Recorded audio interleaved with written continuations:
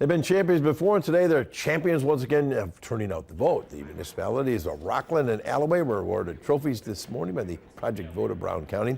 Rockland boasted the turnout of 47.7% at last Tuesday's election. Allouez had 38.3%. For those who get to the polls each and every election, let's keep that going. And let's all work together to get that group bigger and bigger. And always remember, your vote is your voice. Be heard on Election Day. Founded in 2002, Project Vote of Brown County is a nonpartisan volunteer group which aims to increase voter turnout.